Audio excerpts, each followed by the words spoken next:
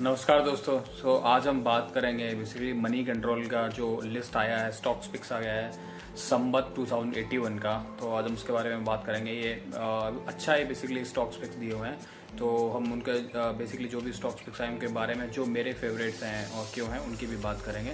जो जैसा कि आप देख सकते हैं कि पहली लिस्ट में अगर आप देख सकते हैं तो 361 नाम है, उसके बाद अंबर एंटरप्राइजेज है, उसके बाद एमी ऑर्गेनिक्स है, और उसके बाद सी इन्फो सिस्टम जिसको आप मैप माई इंडिया के नाम से भी जानते हैं वो भी है, और कोचिन शिपयार्ड है। अगर हम इस फर्स्ट बैच की बात करेंगे जिसमें कि मेरा सबसे फेवरेट है सी इन्फो सिस्टम, जिसको कि मैप माई इंडिया के नाम से भी जानते हैं। उसका एक रीज़न है क्योंकि जो मैंने रिसर्च की है, ये एक कंपनी है जो कि आप सब लोग जानते होंगे, जो मैप्स में काम करती है, और इनके पास बहुत ही अच्छी क्लाइंटेल है, बहुत ही मार्की क्लाइंटेल है इनके पास।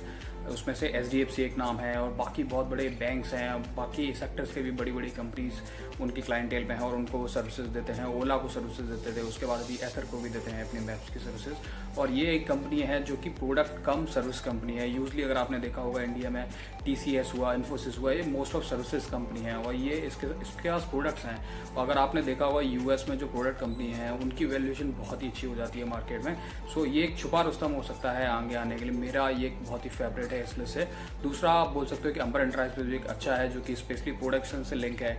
जैसा कि हम जानते हैं कि इंडिया एक प्रोडक्शन हब बनने जा रहा है, तो आप इस पर भी नज़र रख सकते हैं। अब दूसरी लिस्ट की बात करते हैं, उसमें डाबर इंडिया है, आपका SDFC बैंक है, इंडिको है, किम्स है, और लैंडमार्क कार्स है।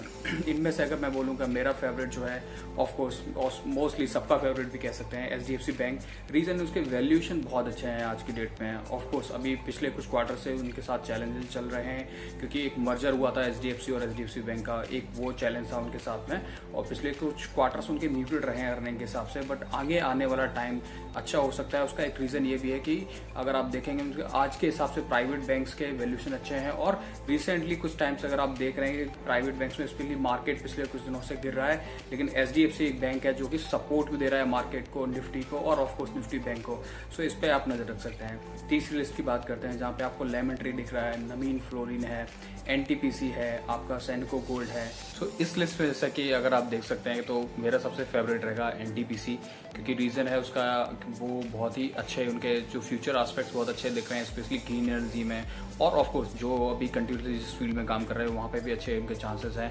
और रिसेंटली और बेसिकली उनका फ्यूचर में बहुत ही नवंबर में ही उनका IPO आने वाला है। तो आप दो पॉइंट ऑफ व्यू से इसको अपने पास रख सकते हैं। एक तो IPO में आपको दो कैटेगरी में अप्लाई करने को मिल सकता है, अगर ये आपके पास एक शेयर होल्डिंग कैटेगरी और एक रिटेल में है। इसको आप नज़र रख सकते हैं। और जो फाइनल लिस्ट है उसमें कि आपका स्काई गोल्ड है, TVको टेक है, ट्रेंट है, वरुण बेवरेजेस है, और आपका लास्ट जोमेटो है।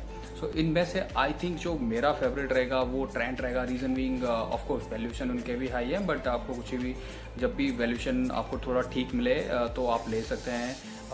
उनका रिटेल के हिसाब से देखेंगे तो जो हमारी कंज्यूमर ग्रोथ है, और छोटी छोटी सिटीज़ में स्टोर्स खोल रहे हैं तो वॉल्यूम के साथ खेल रहे हैं, तो वहाँ पे आपको नज़र रखनी चाहिए। जोमेटो एक अच्छी पिक हो सकती है, बट उनका वैल्यूएशन बहुत हाई है। जब भी कोई मार्केट में अच्छा करेक्शन मिलता है जोमेटो में, तो ऑफकोर्स उस पर एक आप नज़र रख सकते हैं।